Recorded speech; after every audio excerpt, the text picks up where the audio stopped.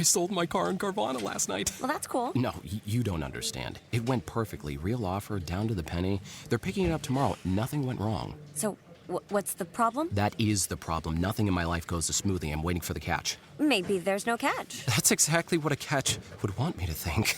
Wow, you need to relax. I need to knock on wood. Do we have wood? Is this table wood? I think it's laminate. Okay, yeah, that's good. That's close enough.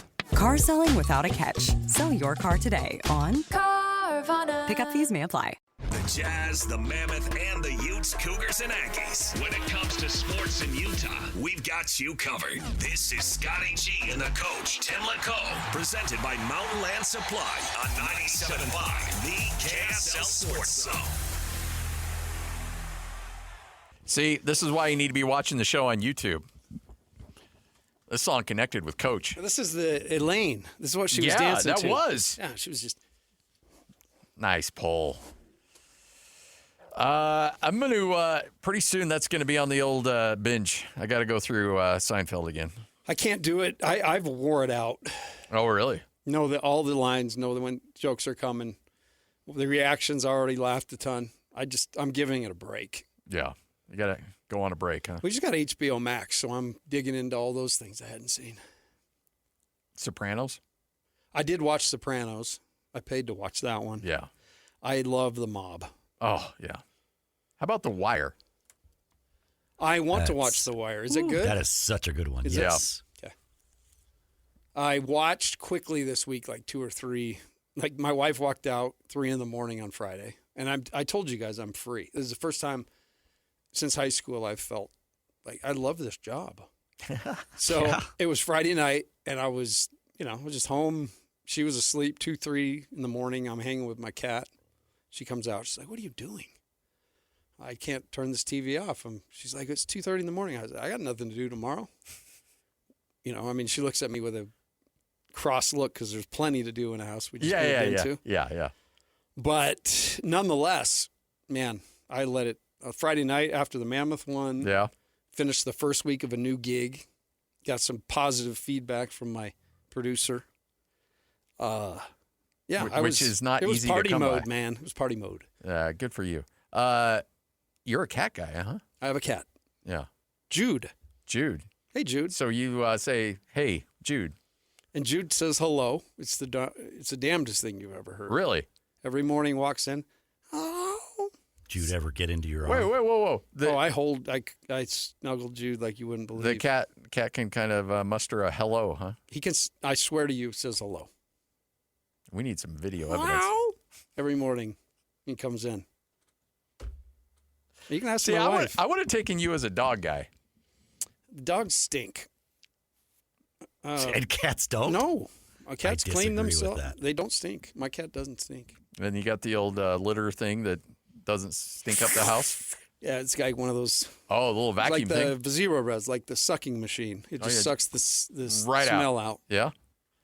Maybe that's what we need to be, a cat house. Nah, I don't know if they are. I'm telling you, I could see you being a cat guy, actually. Really? There is nothing better, and I'm going to get ridiculed, but getting home, watching a game, having Jude right up there, on my chest. He's as big as a lion now. Oh yeah, he's a big mamma jamma. And he's on the back end. Oh, okay. 15 years old, wow. 16. So Jude's seen some things. Yes, and we're kind of debating in the new locale. Because cats are very territorial. Oh, yeah. And so we had to kind of let him figure it out. But it's a little rough. Like, we got foxes in the backyard. I saw a fox back there. So he's in a whole different thing. But I'm just letting him. He's going to either die of natural causes or being a cat. There you go. Let that cat. Did I lose respect today? No, not. Look, the other guy, when I say the other guy, that sounds really bad. Hans. There was a movie called The Other Guys. Oh, sorry. No, I mean, look, how many times did he talk about his dog or his cat, like, licking his tears? Does he have a cat? No, he had a cat growing up. Okay. And he had a cat that had a name that would be an FCC violation. And so I made sure he could not name the cat by name. Yeah. But he talked about how that cat would, he'd come home from being bullied. And he'd be crying, and the cat would lick his tears. And it didn't stink. And apparently did not stink. There's nothing worse than a wet dog. Yeah. Are you a dog guy?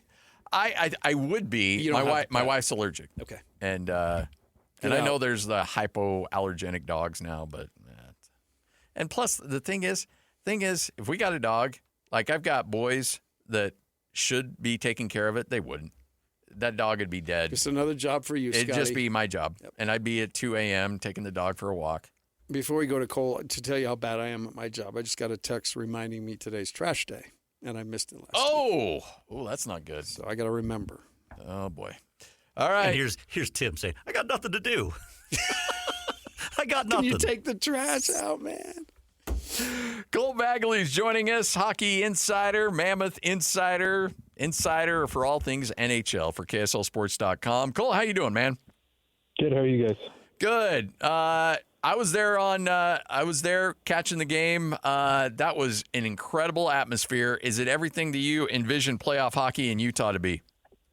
Yeah, but the crazy thing is I think there's even another level to it, right? I mean, the longer that this series goes and, the further that Utah gets into the playoffs, I think that crowd is just going to continue to lift their energy levels, their intensity and their love for that team. So, yeah, I would say it was everything and more that I could have ever anticipated and expected. And, I would probably rank it probably in the top 5 of, events, in terms of energy ever held at Delta Center, at least in terms of sports. I mean, it was just an unreal atmosphere, and, the team definitely appreciated it and were able to kind of, they were fueled by just the passion of the fans. So tonight in Game 4, I expect the same thing, and we'll see how the boys are able to respond.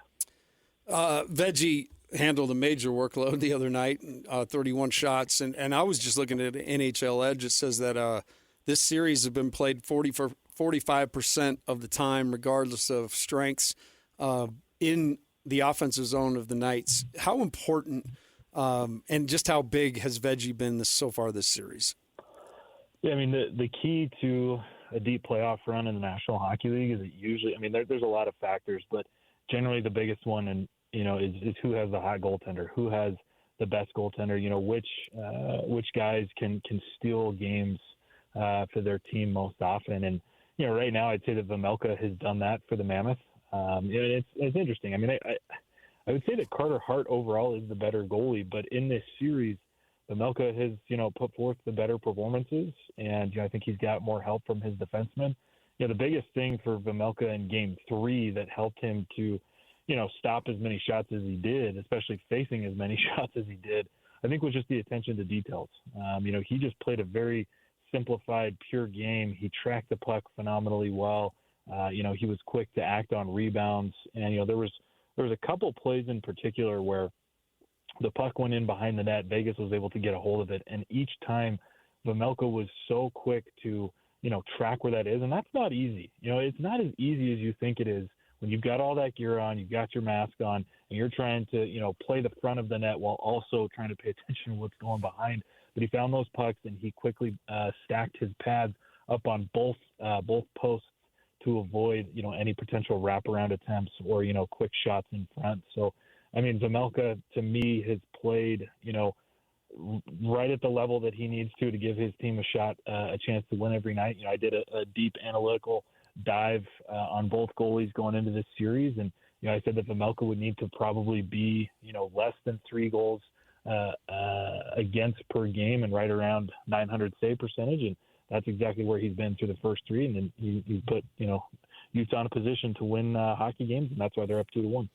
All right, so just explain to me, like I'm 5, I guess, but explain to me just how rare that win was for Utah, giving the statistical discrepancies. So if I were to give you that stat sheet from that game and I didn't have the score on it, and you hadn't watched any of the game, would you have said that was a Vegas win? Yeah, I mean, I would have expected a 5-1, 5-0 win in favor of the Knights. Yeah. You are not going to win hockey games in the playoffs with only 12 shots on goal. It's just not going to happen. Of course it did, but it's not going to happen again.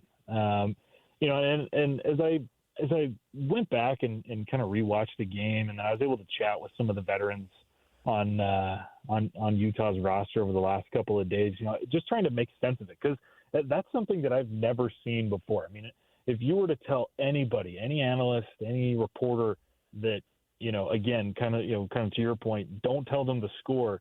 But if you said, hey, you know what, Vegas had 32 shots on goal and Utah had 12, and they only had one in the third period, I'd argue that 100% of those people would expect Vegas to have just absolutely dominated Utah. And so as I tried to make sense of it and try to figure out what happened, playoff hockey it's the same game, but it's very different. And it's defined by small moments. It's defined by momentum swings. And a lot of the times, the better team doesn't always win the game. And I think this was certainly an extreme, but, when you boil it down, I think what has helped Utah to get out to a 2-1 series lead is they've won the chess match so far, and I think they've won the game within the game. If going back and watching, and again talking to some of those veterans, once Utah was up 4-0, I think the mindset kind of changed to, they kept their foot on the gas, but they were very careful in, how they approached certain plays, certain zone entries, certain passes. Instead of trying to make, those desperate type plays that maybe only have a 20 or 30% chance of happening, they stuck to the more simplified plays, the plays that they knew would not end up costing them or generating, rushes the other direction for Vegas. And so, I think that might explain the shot discrepancy to a certain extent. Is Utah made the most of their chances. They got out to a 4-0 lead relatively quick, and from there it was just kind of play their opponent the way that they need to, manage the clock, and don't put yourself in any situations that are going to get you burned. Jack Eichel scored 90 points this year, and in 3 games just has 3 points. What are the Mammoth doing so well to take away what he does best? They're playing physically, and that has been an emphasis since the series started. Is when you're facing really top tier players, especially offensive players, you got to let them feel you. From the moment they enter the zone to when they're battling in front of the net, or they're trying to retrieve pucks, in the corners, what have you. They have to know that you're there, and you have to intimidate them in that factor. And I tried to pay kind of special close attention to Jack Eichel in Game 3, and there were multiple instances where Eichel was hit 3 or 4 times within about 5, 6, 7 seconds upon entering the zone. There was one in particular where he was hit 4 times in 6 seconds. He came into the zone. He was hit by Lawson Krause. He dumped the puck in. He was hit by Mackenzie Weegar. He retrieved the puck. He was hit by Lawson Krause. And then as he tried to go to the net, Weegar kind of gave him another shove. That's exactly how you have to play those types of guys. Is they're dangerous, and if you give them time and space, they'll punish you. But if you kind of throw them off their game, if you're hitting them and you're letting them know and it's kind of asserting your will upon them, I think it's going to it obviously impacts their ability to produce. And I would say that kind of the same thing has happened to Clayton Keller a bit. And I think I would say that Game 3 was his best game of the series. But Vegas has been overly physical, and there has not been a lot of time and space for him to operate. And so, he's had to adjust. I think he did a good job of that in Game 3. And as for Eichel, I just don't know that he's quite figured out how to handle the way that Utah's playing him. When you look at Vegas came in, the power play was such a strength for them, and they got an early one in the beginning of Game 2. Since then, I think Utah shut them out. In fact, they were 0 for 4 on power plays against Utah in Game number 3. What has Utah done? Is it just execution? Have they altered what they've done? Because Vegas got a couple of good looks in Game 3, but for the most part, Utah really kept them out of rhythm. I think it comes down to 2 things, and this is kind of generally speaking in terms of not only 5 on 5, not only 5 on 4 or 5 on 3, but 5 on 5 as well. I think Utah has done a phenomenal job at denying the middle of the ice. Vegas is a team that likes to play that east-west game. They like to possess the puck. They're very heavy on the puck, meaning that it's tough to get zone clearances. It's tough to win those battles, and so that's helped them to generate extended ozone time. But when it comes down to it, Utah has done a great job of, getting their sticks in the middle of the ice, breaking up passes, winning the majority of the battles in close to the net, making sure that they're staying above, those forwards and, taking away opportunities and what have you. And I think the other thing, too, is not that Utah has changed their approach in terms of the penalty kill, but I think that they've kind of raised their game in terms of putting their bodies on the line. They've blocked a ton of shots in this series. They've blocked a lot of shots on the power play. And it's not just simply jumping in front of, pucks as you normally would, but it's laying out. I mean, there was one play in particular, I think in the third period, I want to say it was the last power play for the Golden Knights, where Alexander Kerfoot, completely laid out, threw his stick out, extended it as far as it could. The puck gets blocked, and it actually exits the zone. And Utah has been able to get a good change, and then eventually they killed it. So, for Utah, just keep doing that. Keep winning those battles in close to the net. Keep denying the middle of the ice, and make those extra plays that you're going to have to sacrifice your body. That's just playoff hockey. If you want to win games, you're going to get to the end of the season and have a lot of bumps and bruises and what have you, but those are going to translate to victories.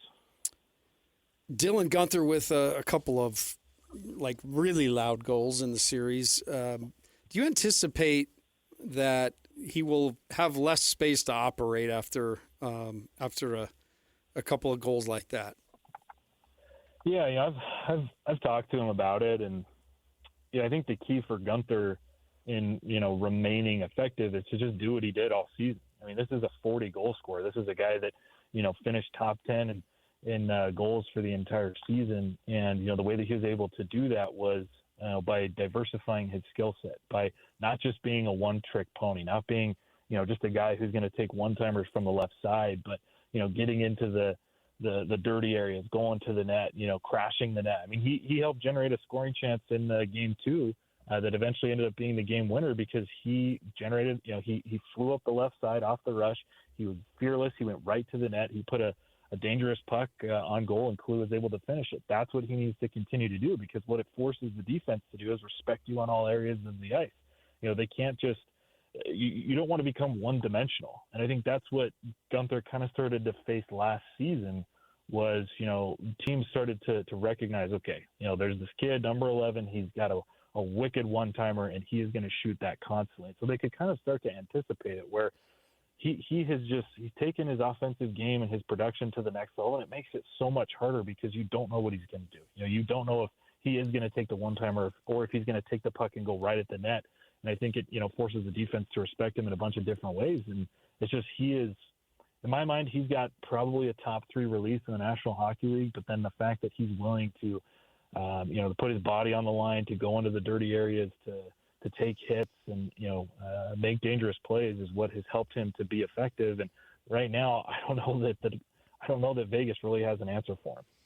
So are you glass half full, as in Utah did not play particularly well and still won game 3, or glass half empty, if you play like that again, you're going to lose, and that is not replicable going into game 4? Yeah. Can I be somewhere in the middle? Sure. Is that a thing? Yeah, for sure. Absolutely. That checks, yes. I think, like I was talking about earlier, the playoffs are just a different beast. And there are countless series over the years where, the team that was better on paper and produced more shots and had more dangerous chances didn't end up winning. That's just the way that it goes. It's not necessarily, if you put 40 shots on goal as opposed to 15 or 20 that you're going to win the game. Now it obviously helps, increase those chances. So for Utah, I think they just need to yes, they need to increase the number of shots that they had on goal. I do not see them putting up 12 tonight and taking a 3-1 series lead. That's just not going to happen. But what they need to do is to continue to play the chess match. The playoffs, especially, the Stanley Cup playoffs, are all about adjustments, not just adjustments game to game, but adjustments period to period and shift to shift. And I think so far that's what's helped Utah. I mean, if you want to be fully glass, completely glass half full type, you break this down. Utah was 1/3 period away from being up in this series 3-0. Yeah. Right? Like if that third period in game 1 doesn't go south, they're up 3-0 and they could sweep Vegas at this point. So, there are some things that they need to fix, But I think overall, they don't ask how; they just ask how many. And right now, Utah's up 2-1 with an opportunity to go up 3-1. And I think if they just continue, like I said, to win the chess match, to make proper adjustments in game, and to continue to assert themselves and play their style, I think they're going to put themselves in a good chance to go up 3-1. How big has Krause been? I know he was a star of the game the other night, but it seems like he's controlling a lot of things out there. Yeah, I mean, there's certain players in the National Hockey League that their games just translate so much better to the postseason.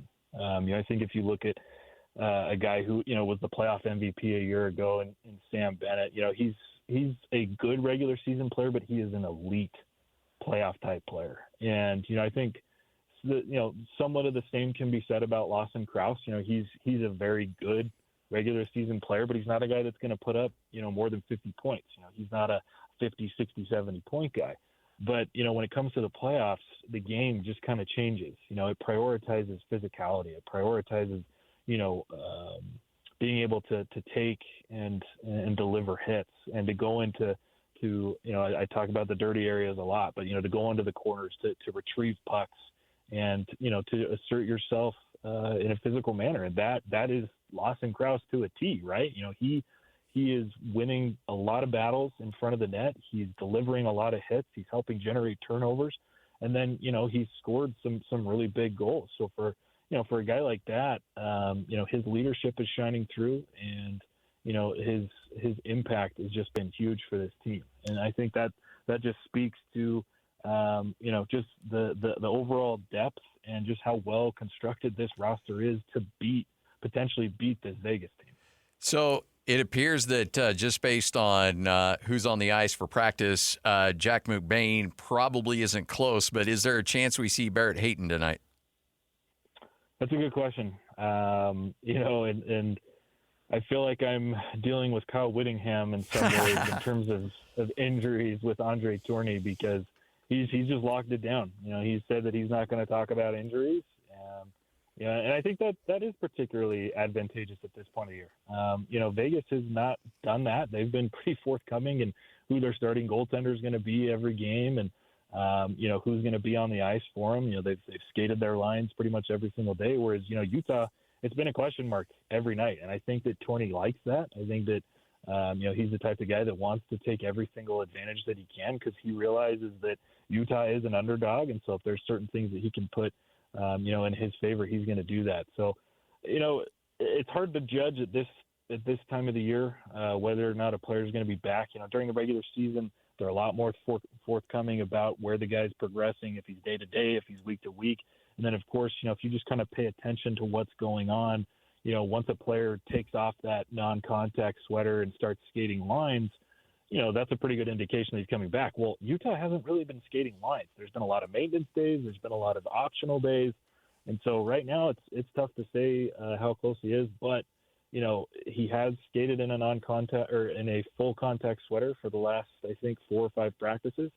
And, he's when they're skating, he's been a pretty full participant. So I'd say that he's probably getting close, but I'm not sure if we'll see him tonight or not.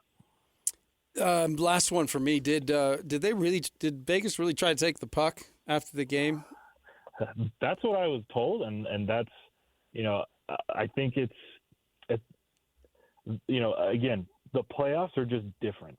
Everything is elevated, and for a team like Vegas, they're just trying to get in Utah's head there. And I did see Lawson Krause was kind of barking at Vegas and barking at the referees, and apparently the referees had to go down the tunnel and retrieve the game puck for the Mammoths because that's the first playoff win at home in team history, and so there's a lot of value in that puck for Utah. And I think it's just mind games. Vegas has been known to do those types of things, and so I did not see the referee go down the tunnel to retrieve it, but that's what a lot of other people were saying, and it would not shock me if in fact that did happen.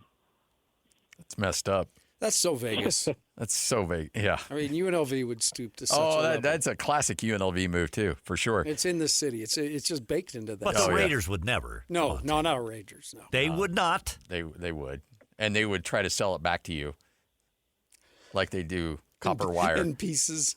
Well, the Raiders would have to make the playoffs if they were going to do that. That's the point. Yes, Cole. There you go. That's what Cole. I've come to fix. Attaboy. Hey, you surprised Edmonton's in the situation they're in? Yes and no.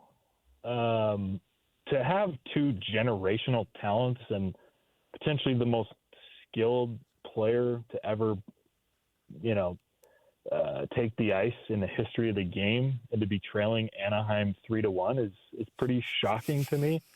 But I think if you take a step back and you just kind of realize what Edmonton and McDavid have been through over the last 3 years, two deep runs to the Stanley Cup final, losing back-to-back years, he went all the way to the gold medal game at the Olympics, arguably carried that team. And then he had to carry Edmonton into the playoffs. I mean, they were in a wild card spot and even out of a playoff spot with about, 6 to 8 weeks to go. And, they turned it on. A lot of it was because of the way that he played. And then, he did sustain a lower body injury. I believe it was an ankle injury in game 1. And so, when you look at the details, I think it makes a little bit more sense, but still, it's there is a chance that the Mammoth and the Ducks could be playing in round 2. And I don't think there's a person on this planet that anticipated that would be possible. And if that's what ends up happening, one of those two teams will be going to the conference final. Let's go. Which is bonkers, right? Like, if you would have said at the beginning of the year that the Mammoth or the Ducks could be playing for a conference final, again, 100% of people would have said you're an absolute liar. So, but that is the beauty of the Stanley Cup playoffs. The parity and the opportunities that come, it's so unpredictable, and that's what makes it so fun. I know that Ryan Smith referenced this in his press conference. I've known Jim Olsen for a long time. Jim's going to make whatever work because he's that kind of guy, but I don't know if there's a guy with more conflicted feelings going on right now than Jim Olsen.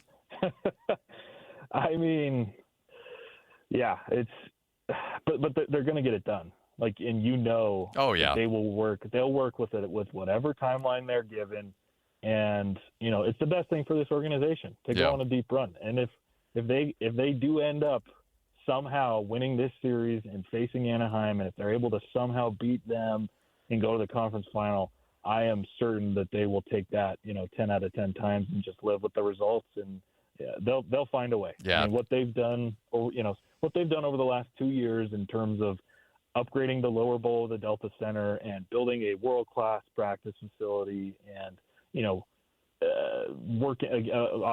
working on a new Jazz practice facility. Like, it's unbelievable. I don't know how they do it, but they'll get it done. Hey, sweetie, your mother showed me this Carvana thing for selling the car. I'm going to give it a try. Wish me luck. Me again. I put in the license plate. It gave me an offer. Unbelievable. Okay, I accepted the offer. They're picking it up Tuesday from the driveway. I haven't even left my chair.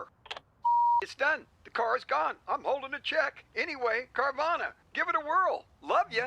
So good, you'll want to leave a voicemail about it. Sell your car today on Carvana. Pickup fees may apply. Cole, you're the best, man. Appreciate it. Enjoy Game 4 tonight. Great coverage, as always, and looking forward to talking about a 3-1 series advantage after this one. All right. Thanks, fellas. There he is, Cole Bagley, NHL Mammoth Insider for KSL Sports and KSLSports.com. We got good hockey people. We got great hockey talking people. To these hockey folks. Jay cracks me up. Mike Folta's awesome. Cole can break it down. Nick Olczyk. I mean, come on, you can't find a better hockey guy than – I mean, when your name's Nick Olczyk, like, there's really nothing else you can do in life than to talk hockey. Well, when I saw his dad calling the Olympics, I'm like, okay, this guy's got some lineage. Yeah. Only thing better would have been Nick Hipcheck. Crosscheck? Or Nick Crosscheck. Forecheck? Or Nick. You know what you need to do. Do it. Sorry, buddy, I don't have it here. Do it. I don't have it. I bet if I said that, you would have had me car crash so fast. I don't have it here. I'm sorry. I haven't added it to the button bar. That deserved a car crash. No, it didn't. Shame on you.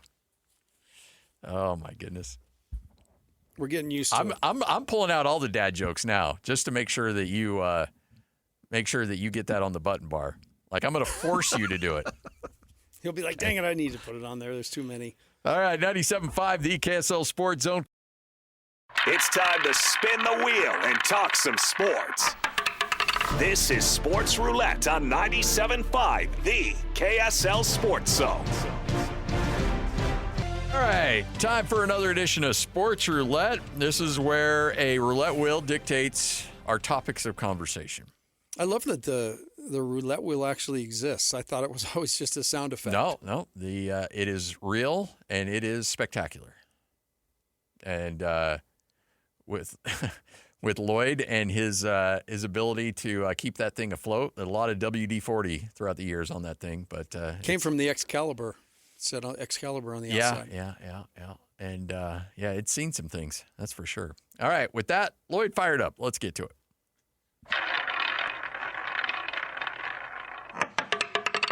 Odds are he's going to miss some games.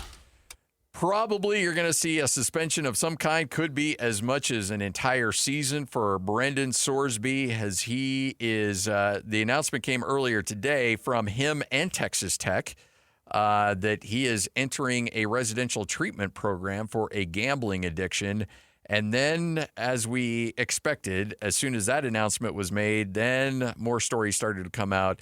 Now there's conversations about him being so addicted that he was at a Cincinnati Reds game and was essentially gambling $1 or $2 on every pitch. Apparently you can do that on every single, Pete Rose would like to have a word. Now, obviously, that's not going to get him in trouble with the NCAA on betting on Major League Baseball, but some reports that he was betting on programs that he was a part of throughout his college career.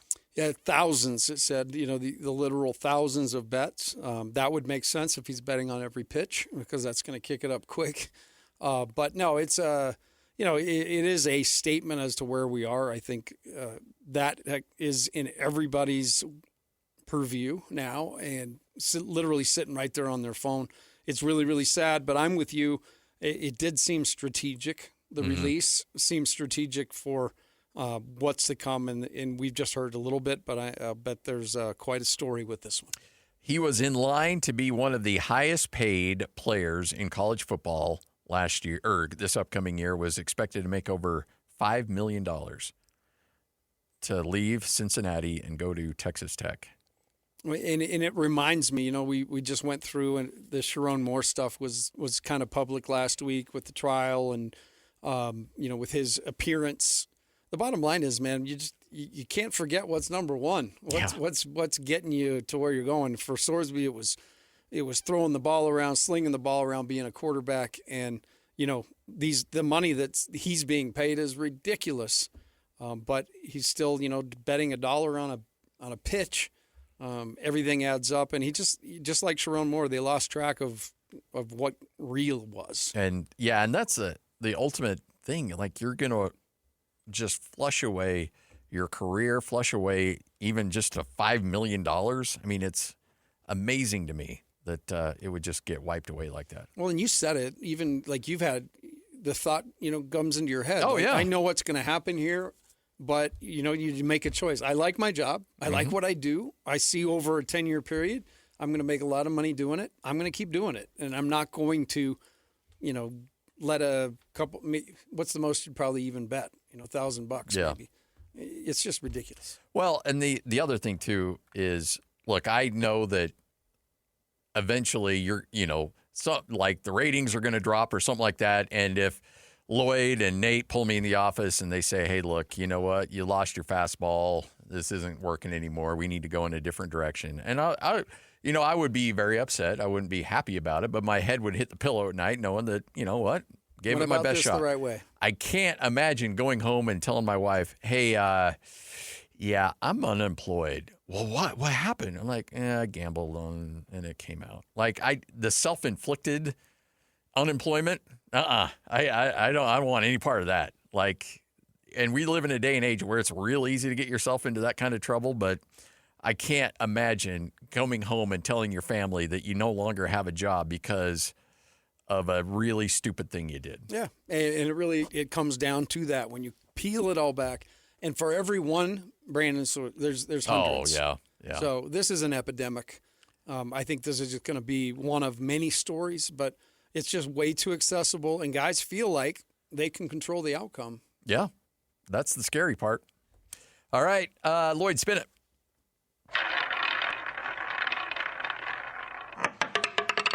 Number 9, no more.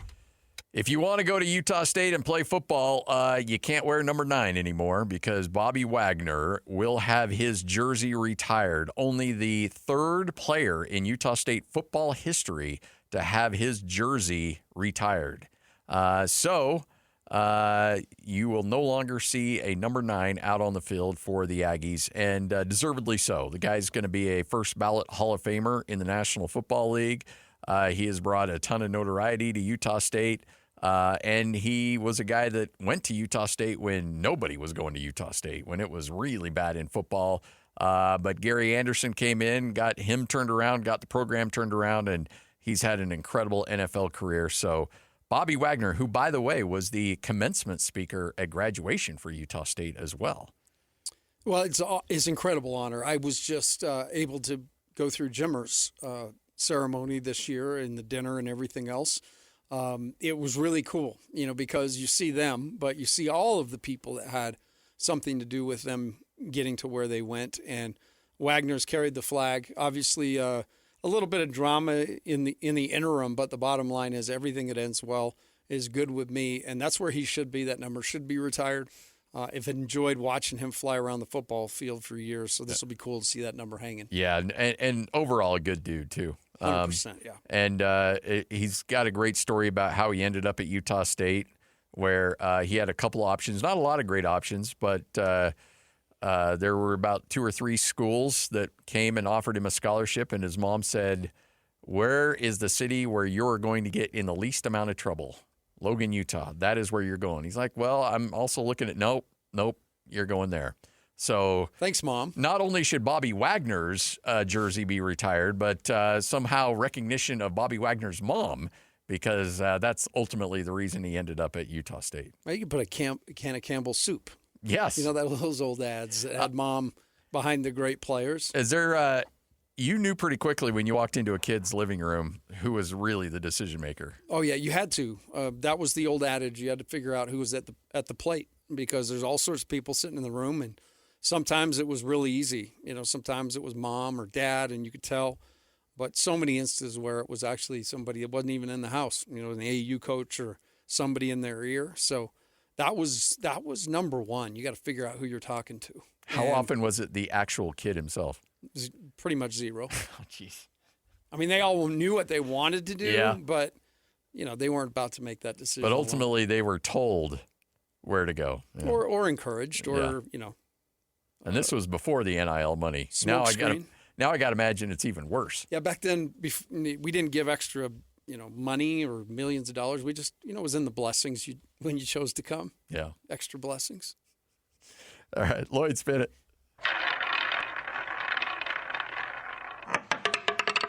Tough times for the T-Wolves. All right, so I know Minnesota's got a bit of a stranglehold on that series, but I think the run for Minnesota is going to end pretty quickly, not because they're not good, but because they're dropping like flies right now.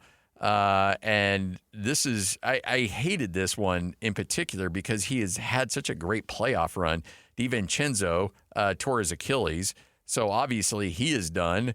And now Anthony Edwards has ligament damage, and he's out weeks, but definitely out for the remainder of this series and probably the next round if they go much further than that. So it's been fun. I've loved watching Minnesota play. I've loved watching what they've done to Denver, but I don't think this gives Denver much life in this series, but it definitely dooms Minnesota in the next round. Yeah, I have to agree. And certainly, Ant is Ant. And, that's obviously the biggest one. He's been dealing with, in the other knee, some runner's knee this year.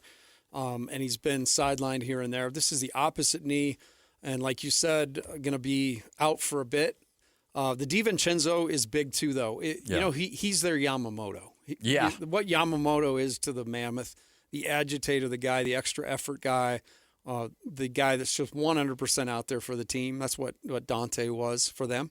So they'll miss that big time. But the Ant news is much bigger, and as it looks like the Spurs are waiting in the next round. Oh, yeah, the tenure in the playoffs doesn't seem to be like it's going to last that long. And DiVincenzo, coach's kid, scrappy. Villanova guy. He's, sneaky athletic. I'm trying to think of all the other adjectives you can use to describe him. Just give me somebody like him on every team, though. Yeah. No doubt. That was Jackson Emery for us. That was, guys that, they've got goals and aspirations, but nothing more than just winning the game. 97.5, the KSL Sports Zone. Wrap up this show when we come back next. I sold my car in Carvana last night. Well, that's cool. No, you don't understand. It went perfectly. Real offer, down to the penny. They're picking it up tomorrow. Nothing went wrong. So, what's the problem? That is the problem. Nothing in my life goes as smoothly. I'm waiting for the catch. Maybe there's no catch. That's exactly what a catch would want me to think. Wow, you need to relax. I need to knock on wood. Do we have wood? Is this table wood? I think it's laminate. Okay, yeah, that's good. That's close enough. Car selling without a catch. Sell your car today on Carvana. Pickup fees may apply. You're locked on to Scotty G and the coach, Tim LaCombe. Presented by Mountain Land Supply on 97.5, the KSL Sports Zone. All right, I'm producing a little bit on the fly here, but there's always you're a coach at heart. You are all about accountability. Most times, unless I'm involved, and so then we'll slide the scale. But we are going to do a write the script. What we're going to see tonight. So, Mammoth, Golden Knight. I'm going to write them down. Give me your final score. 3-2 Mammoth in overtime. Ooh. In OT. Lloyd, where are you going? I think they put a lot more shots on net, and they do take a 3-1 series lead. And your score? My score is going to be 4-1. Ooh, I love that. An old-fashioned no stress. butt whooping. I shouldn't even say galore. that because they're all their games for the most part are extremely stressful. It gets tight. Outside of the last game. But honestly, from a viewing perspective, I would much rather watch your game. There's a lot of anxiety when you're sitting there watching those. Like, it's intense. Yeah. All right. I am going to go I think you're going to have a higher scoring game. I'm going to go 4-3 Mammoth tonight. Regulation? I'll go regulation. But I think Veggie's been so good, and I think he gives up a couple tonight. One thing for sure, the place will be Madhouse again. Yes. Hopefully our listeners are going to get down there early. It is raining, but there's festivities on the plaza. So get down there early and get a part of it. And even if you don't have tickets, like you said, Scotty, it's a heck of a place to hang out. Go watch the game across the street in the sports bar and be right there when everything goes down. Imagine what that's going to look like after that game goes final and the Mammoth are up 3-1. The place is going to be a madhouse. And then, you know what what really needs to happen here is that Utah needs to win tonight, and then it's okay. Lose game 5. Go to Vegas, drop that game, because I want this team to clinch this series in front of their home crowd. That would be awesome. I mean, that would be storybook stuff. So game 6, what would that be, Friday? But I'm also okay if they wrap it up in Vegas. Yeah, I would be okay with that too. But I think it would be cool to celebrate a series victory. That would be very, very cool. You just want to see them wrap it. You just want to see. I don't care how they do it. I don't care where you do it. They're going to turn cars over down on 3rd West. Oh yeah, at John Stockton Drive, they're going to. It's going to trouble down there. If I see any sort of Mercedes van, I'm tipping it. Let's go. I'm with you, dog. I'd love to see the three of us. Is there a little show bonding? My tipping over David Locke's van. And then like the three of us our faces are in the headlines the next day. We got carried away. We were so It's excited. top heavy. I promise you, it's top heavy. Yo, I guarantee it is for sure. Are you thinking that particular one? That particular van? Dave's, or are you just talking anyone? No, I'm talking about that particular van. Yeah. We're turn you over. If you're putting over a van right there, it's usually would be his. That's true because it won't hit another car because he parks on that very end. Yeah. He's got his area. And if by the way, if they win at home in 6, we're there. Yes, for sure. I just, that van is, he loves driving that thing around, man. I would too. That thing is so amazing. So I would get out. We all park in the same place for the games, right there on the curb, which drew Lloyd's ire. It's like you have a parking spot? Anyhow, David parks out there, and without fail, nearly every day, I'd grab my backpack, start to walk in, and be summoned from the open sliding door. Hey! Just I thought you were going to say he donated some money in your cup. No. Oh. No. You see these bamboo cabinets? They were handcrafted. In Malaysia. By the way, he's joining the show on Thursday at 1:30. You guys mended fences? I don't know about that, but he is joining. He is joining at 1:30. Stop changing it up on him. I'm not. It'll be 1:30 throughout the rest of the NBA playoffs on Thursday. You guys know I worked as an intern for him. Yes. I used to dodge pencils. Because in his Diego No wonder where Pavia Scotty got days, it from. He was Diego Pavia back then. He'd throw pencils He had at to you. grow, but yeah.